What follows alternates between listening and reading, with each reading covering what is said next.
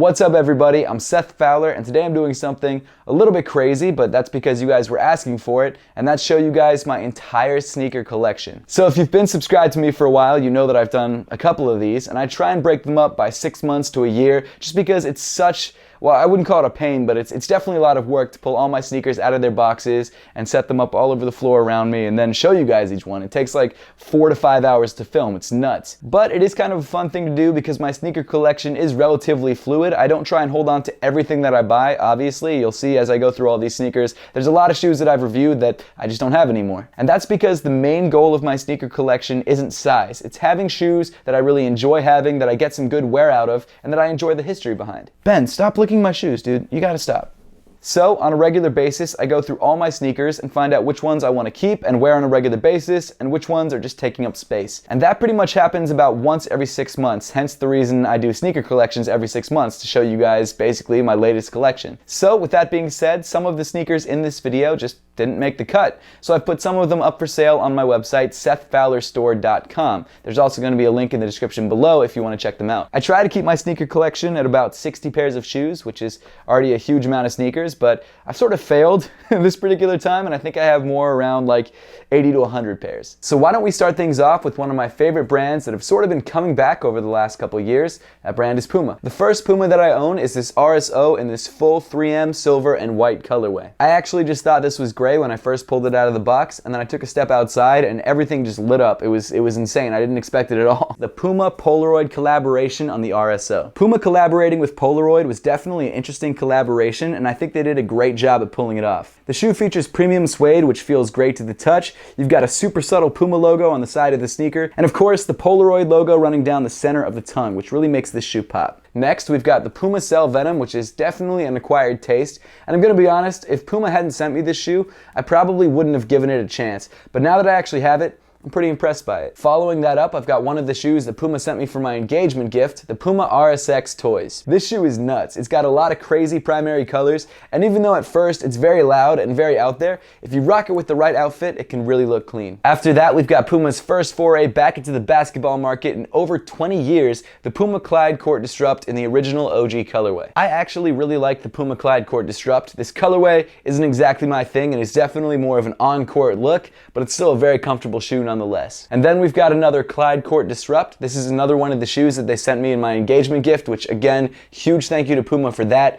This sneaker is really clean, and I've actually worn it a bunch because it's a lot more wearable than the other pair. Next is a shoe that Puma just sent me, the Puma Palace Guard. This shoe first released in 1989, and it's finally getting retroed in 2019, and I've got to say, it's a super clean retro look and one that I'm probably going to wear pretty often. After that, we've got one of my favorite sneakers of 2018, the Puma Thunder Spectra. This shoe is the perfect example of a dad shoe done right. Everything about this sneaker is just so on point. The colorway, the materials, the price point, everything about it is just perfect. I've worn this shoe a bunch, and honestly, I probably should double up because it's starting to wear down a little bit. And then finally, rounding off Puma, I've got this insane sample collaboration between Puma and MCM. This sneaker was actually sent to me directly from MCM and not Puma, which is kind of crazy because I've never really worked with a designer brand like that before. I believe this sneaker is based on the Cell silhouette, which is why it looks so similar to a Puma Cell, but it's got the white MCM leather, it's got the gold MCM tag on the tongue, it's also got the sample tags inside the sneaker, which is absolutely insane. Even though this sneaker looks like something that the Migos would wear,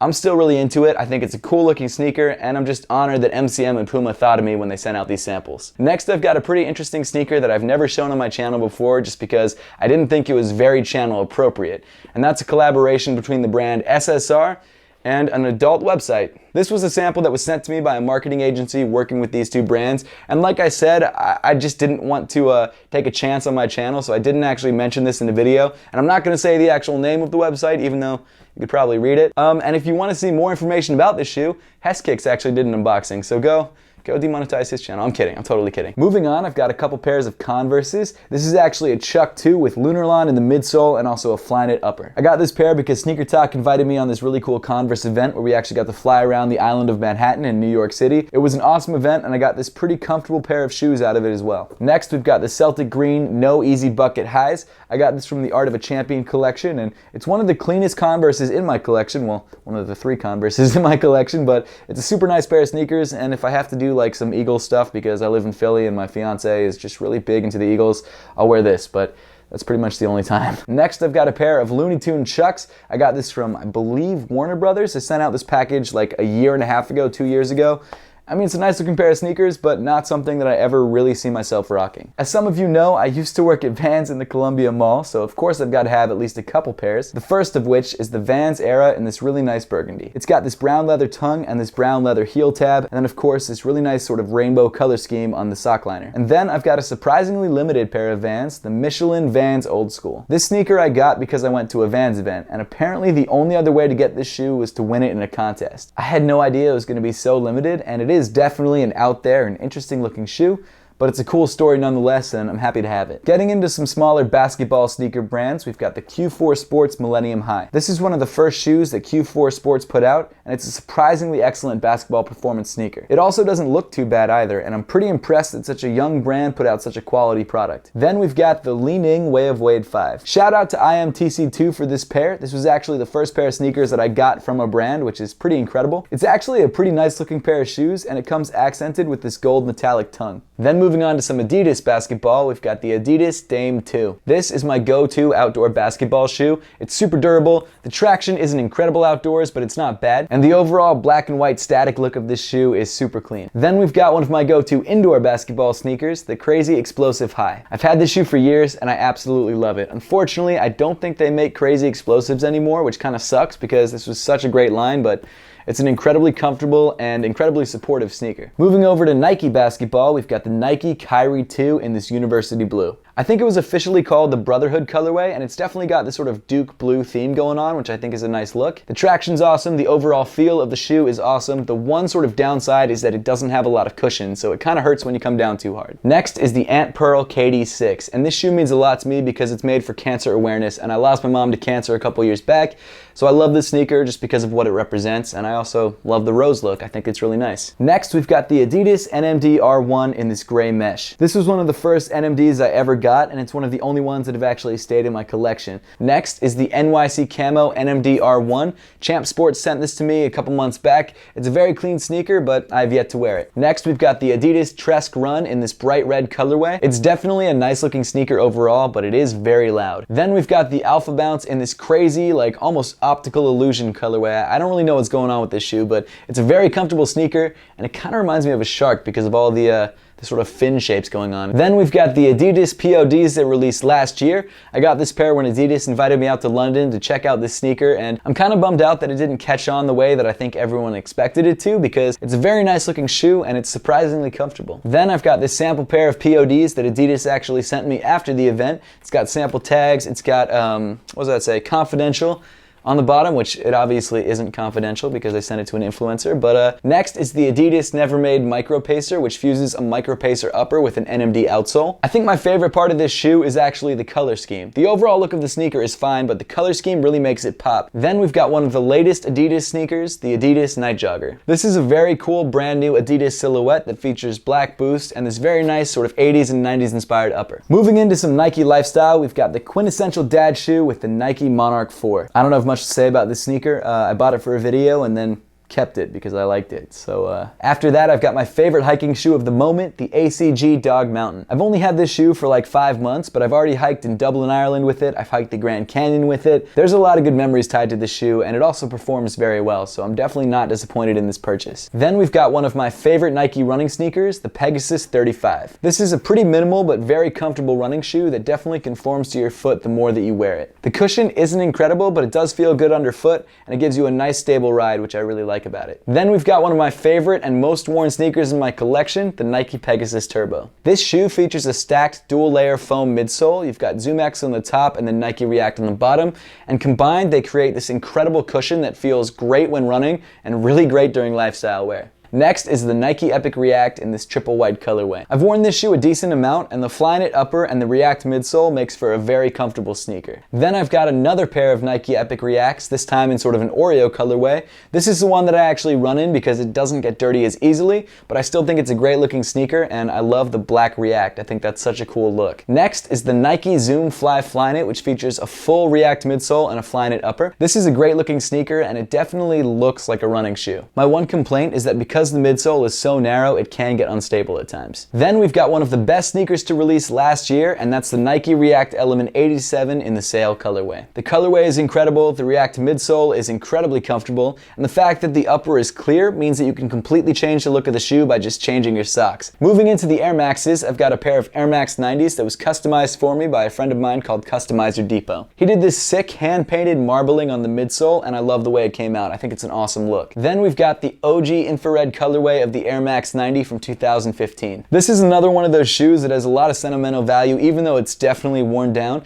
and that's because I've worn this sneaker on a lot of different trips. I also love the way this shoe looks. The infrared touches, the black, the gray, the very yellow white. Next is the recently released Air Max 720. A great looking sneaker, at least in my opinion. It might not be for everyone, and this full length or almost full length Air unit is really crazy underfoot. It feels like a trampoline. Moving into the AF1s, we've got the SF AF1s in string. Back when this shoe first released, it was pretty difficult to grab, and I was pretty excited to be able to have a pair in my collection. I haven't really ended up wearing it that much because it's just not something that's too easy to rock with a lot of different outfits, but it's still a nice looking shoe, and I think the overall concept is dope. Then I've got a pair of utility Air Force One lows that Champ Sports just recently sent me. It definitely has sort of an off-white vibe to it, which I don't love, but I'm not mad at. I do, however, really like the medial side, which is very plain except for this tiny Nike swoosh. Then we've got the NYC Nike Connect AF1. This sneaker is interesting because it has a little chip in the heel, and when you tapped your phone to it, it would actually unlock access to crazy sneakers, or at least that's what they told us. So it was kind of a bummer because this shoe cost $150, and I didn't really get anything that good out of it. And rounding off the Air Force Ones, we've got the Supreme Comme des Garçons Nike Air Force One Low. This is a perfect example of a 3-brand collaboration done right. They upgraded the materials. It has this really nice black tumbled leather. They didn't go too crazy on the branding. They just split the Nike swoosh, which is sort of a Comme des Garçons Fall/Winter 2018 touch. And then of course they added the Comme des Garçons and Supreme branding, but they didn't go too crazy with it. They just added a simple print on the heel. And I think this is a super clean, super minimal take on an excellent collaboration. In my opinion, and a lot of you guys won't agree with me on this, but being someone who likes a more minimal aesthetic, this is one of the best Supreme collaborations ever. Moving on to my only pair of dunks at the moment, the Diamond Supply Nike SB Dunk Low. I always wish that I was lucky enough to get the Tiffany lows from a couple years back. I was never able to grab a pair, and resale was nuts. I did end up getting a pair of the Tiffany highs, but it wasn't in my size, so I eventually had to sell them. But I do have a pair of those sneakers now, or at least a version of those sneakers. And my favorite part, of course, is this Velcro Nike swoosh that when you move it, you can actually see the Tiffany hit underneath. Then, of course, I've got the Grim Reaper colorway of the Off-White Nike Blazers. I absolutely love this sneaker. It's so easy to wear. It's actually surprisingly comfortable, at least for me, not for everybody for some reason. But not only that, it also hides dirt really well, and I've actually gone hiking in this shoe a couple times. It's just an awesome sneaker, and it's really well done. And then one of my most worn sneakers of all of last year, the Off-White Nike Prestos in the OG colorway. I believe that this was the first sneaker that I ever got from StockX on a sponsored video, and I absolutely love it. The colorway, the materials, the way it looks on your foot, everything about this sneaker is just incredible. And you can definitely tell that I've worn this sneaker a lot. This is after I've cleaned it. Like, I just cleaned this sneaker before I put it in this video, and it's still very dirty on the bottom. The sides are all creased up and scratched, and you know what? I'm not mad at it. I think it gives this sneaker character. Next is the AM for NYC, which is a pretty minimal running sneaker and comes in all black. In addition to that, I've got the AM for LA, which is a very similar shoe, slightly tuned up for the LA streets, but nothing too crazily different. And it comes in sort of this light bluish green that I've already destroyed on a hike to the Hollywood sign. So good memories, but unfortunately, the shoe suffered because of it. Then moving on to the Ultra Boosts, we've got my most recent Ultra Boost pickup, the Ultra Boost 19. The Ultra Boost 19, while not looking the best, at least in my opinion, is probably the most comfortable sneaker I own in my collection. I've also got the Ultra Boost 3.0 in this burgundy or maroon colorway. Definitely one of my most worn Ultra Boosts in my collection. And next is the Ultra Boost 2.0 in this 3M black colorway. It's an easy shoe to rock and another Ultra Boost that I've worn totally to the ground. I've also got the triple black Ultra Boost 3.0s, which is a really great, comfortable shoe if you're trying to stay low profile. Then I've got the Ultra Boost 4.0 in this multicolor New York City colorway. I actually went to an Adidas event in Union Square and got a chance to talk to Action Bronson, who was at the event and actually handing out these pairs of shoes, so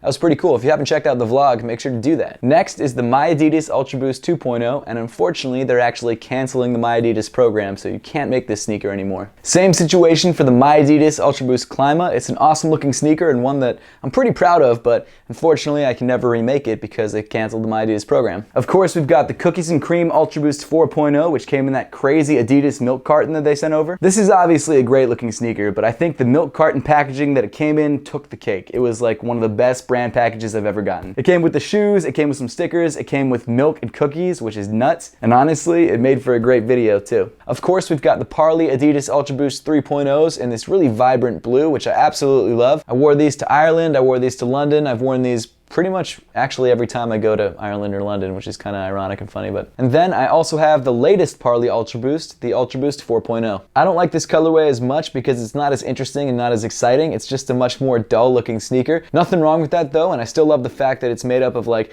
11 plastic bottles, I think is the amount that they recycle in each pair, which is super cool. Then we've got my first Ultra Boost ever, the Ultra Boost 1.0 3M. This is by far one of the most worn sneakers in my collection, and you can obviously tell. It's really beat up, but it still looks great. It does kind of smell, so I don't wear it as much because you can really smell it when I'm walking around in it, which is kind of crazy, but awesome shoe, and I think I'm gonna have to let it go sooner than later because it's just stinking up the house. After that, we've got one of the most underrated sneakers that released last year, in my opinion, the Kind of Guys Ultra Boost. And even though this tan colorway is a little bit harder to rock, it's such a clean looking sneaker. I love it. And then finally, rounding off my Ultra Boost collection, I've got the Ultra Boost Kith Aspen Mid. This was the first mid-top Ultra Boost to release, and it definitely changed the game, not only because of its crazy color scheme, but also the fact that they pretty much created an all-new sneaker. It's actually an awesome winter shoe and really keeps your feet warm, which you could probably tell because it looks like grandma's sweater. Moving into the more hyped Adidas sneakers, we've got the Pharrell Human Race NMDs. This is the sky blue colorway from the Inspiration pack, and in my opinion, this is the best colorway from that pack. I really like this color scheme. I think the light blue and the yellow go together very nicely, and of course I also like the shape of the Human Race NMD. I think it's a very sleek looking silhouette. Next, we've got the cream white or triple white pair from the Holy pack that released back in 2018. Because this shoe has the trail outsole, it's a lot heavier than the Inspiration pack and also the previous Pharrell Human Race NMDs, but I don't think that's a bad thing because it really doesn't feel that bad on foot. I honestly think that out of all the Pharrell Human Race NMDs, this one might be my favorite or second favorite just because it's such a clean looking shoe and it really forces you to focus on the overall shape of the silhouette. And then finally rounding off the Pharrells, we've got my own personal creation, the Pharrell Human Race Boost U Wears. I actually did an event over at Ubiq Lab Philly, and they allowed me to take an upper of a sneaker that I liked and actually attach it to a midsole and outsole of a different sneaker. And I actually thought this combination of Boost You Wear and Pharrell looks different and looks out there, and that's what I like about it. So huge shout out to Ubiq Lab and everyone involved in making this insane collaboration or like mishmash of a sneaker. I also wore this sneaker to ComplexCon as well, which was actually kind of crazy because it was a very quick glue job. Moving on to even more hype, we've got the Yeezys. This of course is the Yeezy 700 V2 in the static colorway. It's a super nice looking pair of shoes. It's definitely a more muted and subtle look, which I like. You've got some hits of 3M in the midfoot, and it's also a very comfortable pair of sneakers because of the padding on the upper and also the boost in the midsole. Then you've got actually one of my favorite pairs of Yeezys in my collection, and I think just of Yeezys in general, the Yeezy 700 Wave Runners. I'm not usually into sneakers that clash, but this one clashes in all the right ways. The color scheme is on point, the materials are pretty solid. I mean, it's a $300 sneaker, so they should be. And like the 700 V2, it's also very comfortable because of the upper and of course the boost in the midsole. I'm not such a huge fan of the other 700 colorways though. I think this is probably the best out of the bunch. Of course, I've got some 350 V2s, not as many as I used to have, but still feels like a lot.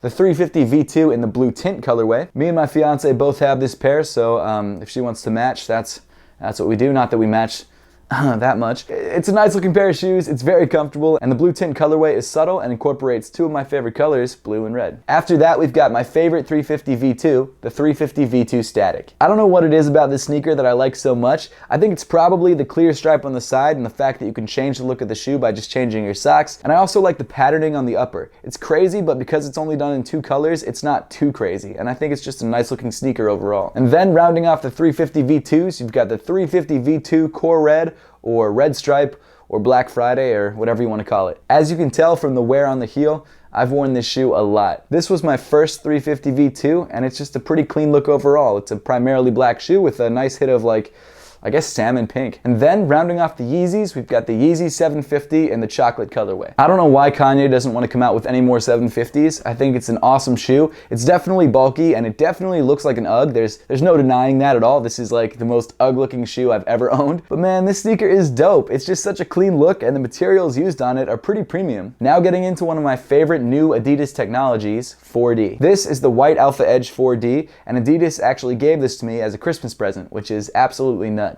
I actually also had the gray colorway of the Alpha Edge 4Ds and I liked them, but this white colorway just looks so much cleaner. As much as I love this technology, it's not the most comfortable in the world, but it is a head turner, which is always a good thing. And then we get to one of my favorite sneakers in my collection, the Futurecraft 4D. This is like an Ultra Boost on a 4D midsole, and as you guys probably know, the Ultra Boost is one of my favorite silhouettes of all time. This sneaker looks so good, and I've actually worn it a bunch, and somehow it just still looks brand new. Also, pro tip, if you take out the insole of the shoe, underneath the insole you've just got mesh, so the entire bottom area is completely open to airflow, so it's a really nicely ventilated shoe if you take out the insole. It seriously feels great in the summer. It's nuts. Now moving over to an extremely hyped recent collaboration that just dropped back in December, the Nike Air Fear of God 1 in black. I really love the design behind this sneaker. I think Jerry Lorenzo and Nike did an excellent job. Every little design touch on this shoe was extremely considered and came out really well executed. I do have to say though, I cannot rock this shoe. I've tried. I've worn it a lot of different times in a lot of different ways, mainly around the house because I was too ashamed to walk outside in it, but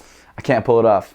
That being said, it doesn't take away from how great this sneaker is and how good it looks on a shelf or on other people's feet. Of course, where there is one, there is also a second, and that's the light bone Nike Air Fear of God 1. Another excellent Jerry Lorenzo Nike collaboration. I think he did a great job on this sneaker, and I like the fact that the materials on the light bone version seem to be a little bit more premium because you have suede all over the upper. I love the way the suede wrinkles and creases. I think that's a really nice look, and if based purely on looking at both shoes on a shelf, I think I would probably pick the light bone over the black colorway.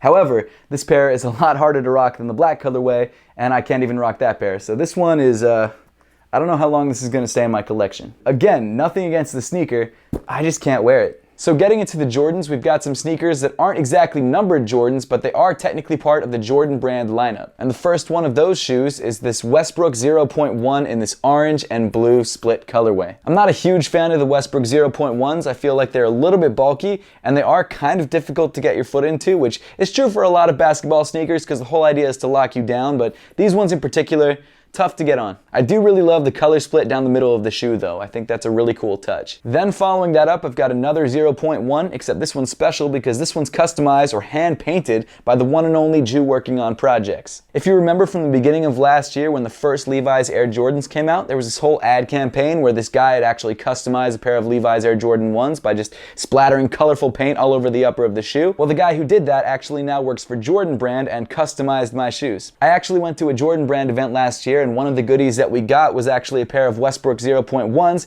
We got to talk to Jew working on projects and have him personally customize a pair for each one of us. Everyone else worked for like ESPN or Sneaker News or places like that, so they had their company's logo printed all over it, which is fine, but I wanted something that was special and something that really showed off his art style, so I asked him to just do him. And what he gave me was a why not custom that he's only ever done for one other person, and that other person is Russell Westbrook. Needless to say, I love this pair of sneakers, I love his work, and this sneaker is staying in my collection forever. Moving on to the numbered Air Jordans, I've got a pair of Air Jordan 32 lows in the Gatorade colorway. This is probably my favorite Air Jordan 32 low, and that's mainly because of the outsole. I love how it fades from orange to translucent blue, and you've got the nice little Mike logo there on the forefoot. I still have yet to play ball in this sneaker though. I have one other pair of Air Jordan 32 lows, and that's in this red colorway. Again, I love the details on the outsole. It's got this sort of printed number pattern that actually fades from red to purple and then back to red. I have played ball in this sneaker though, and I've got to say, it's a pretty solid basketball sneaker. Moving into the more classic Jordans, I've got the Air Jordan 13 History of Flight. This was a gift from Jordan brand and one that I've worn on a relatively regular basis. This sneaker started out as a one-of-one sample display sneaker, and then eventually Jordan brand brought it out for the public. And now I finally have it in my collection, and I'm stoked on it. Then I've got a pair of the Air Jordan 13 He Got Games that was customized by the one and only Nam X Keel. Nam X Keel is an artist who spent most of his time in the military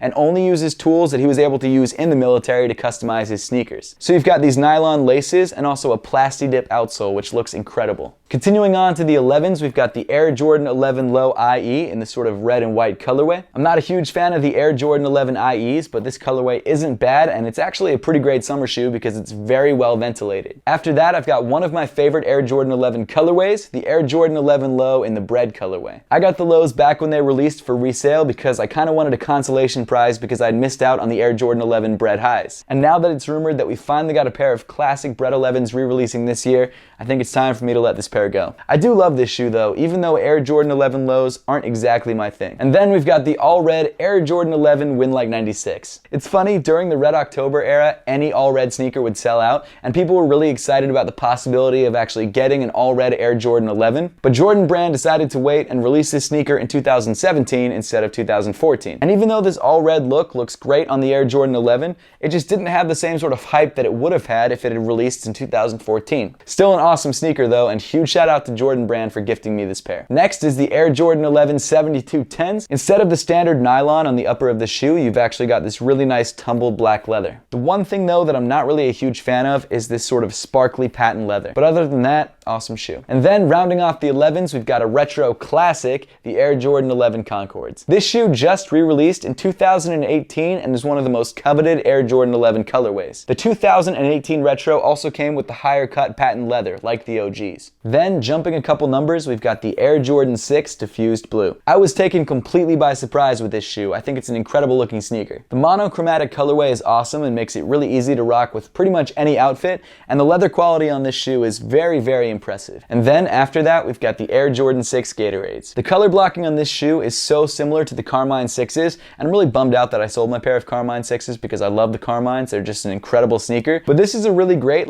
second choice because the color blocking is so similar to that shoe, and also this orange looks pretty great with this upper. Now we get into one of my grails and probably the most expensive sneaker in my collection, the Tokyo 5s. The Air Jordan Tokyo 5s are an extremely limited pair of sneakers that only released in Tokyo. The Tokyo 5s dropped in April of 2011 and released in honor of the brand new Jordan Brand store in Tokyo. And what's even crazier is the way I got this pair of shoes, because I actually got it for free, which is absolutely unbelievable. I went to Complex Con with a lot of my YouTube friends and ended up spending a lot of time with Heskix, who actually also has a pair of Tokyo 5s. We both entered this raffle for this app called the Zen app, and if you won the raffle, you actually got to pick any shoe you wanted in your size off their wall. I was lucky enough to win a pair of shoes in my size, a size 9, and I was the second person to be able to go up and pick a pair of shoes, and still sitting on the wall were the Tokyo 5s.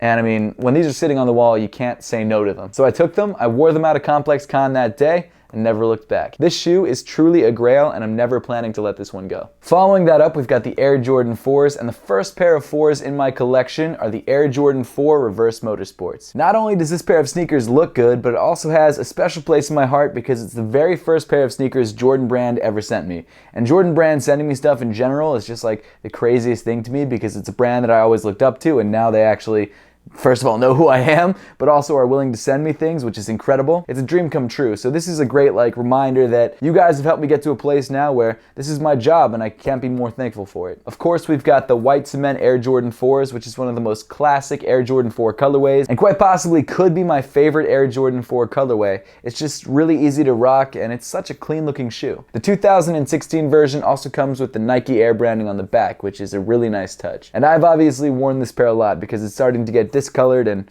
you can see the creases. Then we've got the Travis Scott Air Jordan 4s, which is a really nice suede light blue sneaker. I like this colorway because it's very different from pretty much anything else that I have in my collection, and it really stands out. I also really like the blue splatter print on the heel tab and then the red accent in the center. And overall, just a super clean looking shoe. The one downside though is that the toe creases in a really weird way because of the material. And then rounding off the 4s, we've got the Air Jordan 4 Levi's in this original denim blue colorway. This is such a sick pair of shoes, not only because of the material used on the upper, but also the color scheme that they used on the outsole as well. The reds, the cream white, and the gum color just ties together really nicely and gives it a very sort of Levi's look, if you will. And of course, the denim on this shoe makes the upper very unique, and I'm really excited to see how the shoe ages over time. Then moving over to the 3s, we've got the Air Jordan 3 Katrina. The Katrina 3s originally came out as a super limited auction-only release to raise money for the Katrina relief efforts, and up until recently, the shoe was ridiculously limited. But this super clean colorway finally came out to the public, and I'm really happy to have a pair in my collection. Of course, I've got a pair of the black cement 3s, which are by far my favorite pair of Air Jordan 3s ever released. This 2018 version came with the Nike Air on the heel, which for some reason makes people go crazy. I totally get it though, it's a really nice touch. And even though the leather is a little bit plasticky, it's a great looking colorway and you really can't get more classic than a pair of BC3s. And finally, rounding off my 3s, I've got the Super Bowl halftime JTH Air Jordan 3s. This shoe made its debut on Justin Timberlake's feet during the 2018 halftime show. This is the Tinker Hatfield variant of the Air Jordan 3, meaning it's the shoe based on his original sketch, so you've got things like this Nike swoosh and also the Nike branding on the medial side. Whether you like the Tinker Hatfield swoosh or not, because it's white, it blends in really nicely with the upper of the shoe, and from a distance, it just kind of looks like a pair of white cement 3s. Because this is a more limited pair of the Air Jordan 3s, it does have slightly more premium materials on the upper. The tumbled leather on this shoe is definitely softer than something you'd find on the BC3s. Now getting into my favorite silhouette of all time, the Air Jordan 1s. This of course is the metallic navy Air Jordan 1 and is an OG that in my opinion doesn't get a lot of respect. It's a super clean colorway, and because it's such a simple colorway, it's very easy to rock. But because you have these shiny metallic navy accents, it does stand out. Next is the wheat Air Jordan 1s, which is actually an excellent winter shoe. If it's nasty outside and you don't want to rock your pair of Timbs, the wheat Air Jordan 1s are a great way to go. This is probably the most New York looking Air Jordan 1. And this suede material that they used on the upper is actually really nice to the touch. I dig this shoe. Following that up, we've got the 2018 All-Star 1s that I've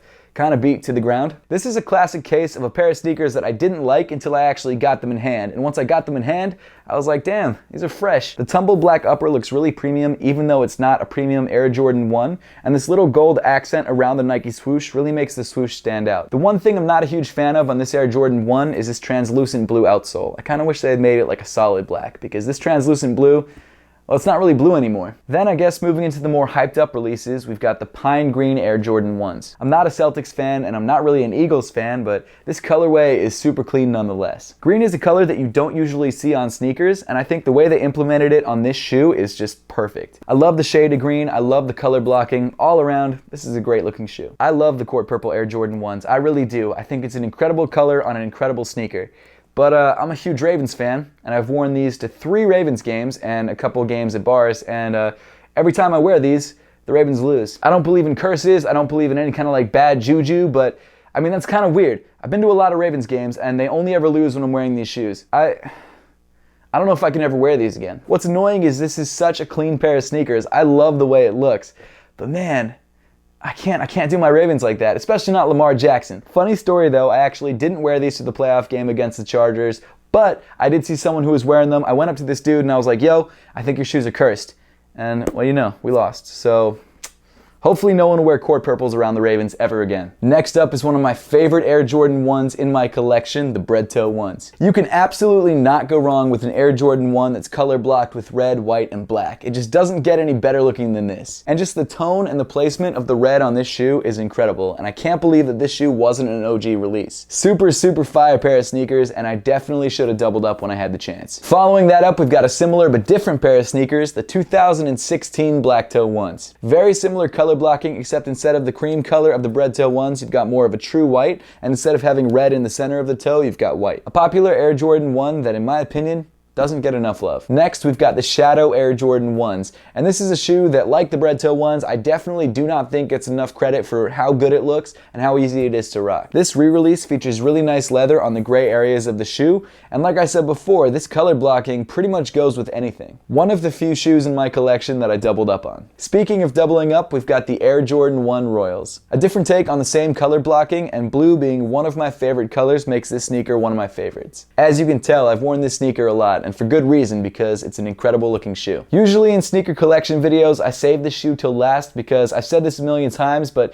this next shoe is my favorite sneaker of all time. No questions, hands down, favorite sneaker. And that shoe is the Air Jordan 1 Bread. This is the 2016 retro of the shoe, and it features incredibly soft and incredibly plush leather. I've worn this shoe so much, and the more I've worn it, the better it looks. It's crazy. Like, there's not a lot of sneakers that you can do that with, but the Air Jordan 1s and the Bread ones in particular, man, they just get better with age. Of course I doubled up on this shoe. In fact, I tripled up on this pair, but I ended up selling the third pair because I needed rent money in 2016, so that was just a huge mistake. Then moving from one classic to an even more classic sneaker, we've got the Air Jordan 1 Chicagos. This is the 2015 retro with the Nike Air on the tongue, and I've got to say, one of my favorite sneakers in my collection. When it comes to MJ, this is it. This is the Chicago colorway, and it just looks incredible. And I'm so bummed they released that sort of Spider-Man version of the shoe instead of re-releasing the sneaker itself, because that version just isn't as good as this shoe, and I would have definitely tripled up on this sneaker if I could have. One of the cleanest sneakers out. Then moving on to a sneaker that some people consider to have the best leather quality of any Jordan, for some reason, the Shattered Backboard Air Jordan 1s. Growing up in Baltimore, this sort of Oriole colorway definitely gives me the nostalgic feels. I love the way it looks, even though I'm not really an Oriole fan. I think this sneaker is just an incredibly executed colorway. One thing that's kind of surprised me about this sneaker is how much this has shot up in resale value. I had no idea it was going to be as expensive as it is. It's crazy. I bought this shoe like a month after it dropped, and it was actually my first StockX purchase, and I think I paid $340 for it. Fire sneaker, I love it. Next, we've got a more recent release, the Nigel Sylvester Air Jordan 1s. Obviously, this sneaker is designed to look worn, and that's because Nigel Sylvester is a pro BMX biker, and he wears Air Jordan 1s when he's biking. And what's interesting about this shoe is that all the little scuffs actually match up to the scuffs on his personal Air Jordan 1s. And my personal favorite detail on this shoe is the mini Nike swoosh on the toe. I think that's an awesome touch. Oh, and a kind of cool thing is that I actually met Nigel Sylvester when I bought my pair of shoes. He was at Kith when I won the raffle and signed my box for me, so thank you, Nigel. Then of course we've got to move on to the Off-White Air Jordan 1s. And the first pair of Off-White Jordan 1s in my collection are the UNC 1s. I love the Off-White collection because I love how Virgil actually approached this collaboration and made it look like a prototype version of the shoe. All the little disheveled details and design touches are so cool, especially things like the text on the medial side of the sneaker. I just love that. And this UNC colorway is a very cool iteration on this collaboration because not only is it a nice colorway, but it also features some sort of technical touches as well. You've actually got this sort of plastic mesh over where the standard foam was, so instead of yellowing like the other sneakers do, it should stay whiter for longer. All in all, an awesome pair of sneakers, but I definitely paid way too much for it. And then of course, if you've watched my channel for a while, you knew this sneaker was coming, and that's my Off-White Chicago 1s signed by Virgil Abloh. Not only was meeting and getting to talk to Virgil Abloh about design an absolutely incredible experience, but I got the shoes for retail, and he customized them with my name, which is so sick. And to be honest, at the end of the day, I owe a lot of my YouTube success to this sneaker. Because I won a pass to this event, I was able to get this sneaker like a month early, which meant I was able to get out my review before everyone else. And just the way I got this sneaker and the fact that I was able to actually talk to Virgil and ask him about why he designed this shoe the way he did really gave that review a sort of unique spin. This review came out like right before my channel started to blow up, and I can't help but think that this review really helped expedite that process. So of course, I'm super thankful to Virgil for giving me this crazy opportunity and also like helping blow up my channel. I've never really thought about it like that, but he played an instrumental role. It's kind of crazy. Next is actually my most recent pickup, which I got by actually trading a pair of Off-White EU 1s in a size 11.5, which is just, there's no way I'm gonna fit in that pair of shoes. I traded them for some Fear of God 1s. I sold one of the pairs of Fear of God 1s, and I bought this pair. And that pair is the Union LA Jordan 1s in the black toe colorway. This was a set that I just really wanted to complete because I love the way these sneakers look. And this black toe and gray and white colorway is just such a clean look, and I absolutely love it. And then finally rounding off the Jordan 1s, we've got the last Union LA Jordan 1 in the storm blue colorway. This colorway was exclusive to Union LA, and I've got to give a huge shout out to StockX because without them and the sponsored video that I did for them, I would have never had this shoe. But the reason I held this shoe till last is because this shoe means a lot to me. This was the shoe that I proposed to my fiance in, and that makes it special. I also didn't realize till after the fact that it's kind of ironic because it's the Union LA Jordan 1s. Someone actually commented that on Instagram, which I thought was hilarious, so very cool and very fitting. Also, a kind of funny story with these is that when I was kneeling down to propose, my shoe did crease, and the photographer got a nice picture of that crease, and every other comment on Instagram was, "Bro, you're creasing your Union 1s." And I mean, that comes with the territory. When you're proposing, it kind of happens. And if it really bummed you out that much, take a look at the shoes. They're not even really creased. But at the end of the day, if someone was going to crease a pair of shoes, that would be the best way to do it. And also, if you sub to me on Twitch, you get the crease emoji. So if you want to check that out, click the link in the description below. But when all is said and done, no matter what anyone thinks of this sneaker will always be one of the most important sneakers in my collection because of what happened in it. And if you really think about it, the things that you experience and the things that you do while wearing your sneakers are much more important than the sneakers themselves. So that finally wraps up my sneaker collection for the beginning of 2019. Like I said, some of these sneakers just won't make the cut, and so I'll put them up for sale on my website, SethFowlerStore.com. Again, there's going to be a link in the description below. I would love to know your thoughts on this collection and which shoes of these were your favorite, so make sure to leave those comments in the comment section down below. And as always, thank you so much for watching. Please make sure to give this video a thumbs up if you liked it, subscribe down below if you haven't yet, and I'll see you all in the next one.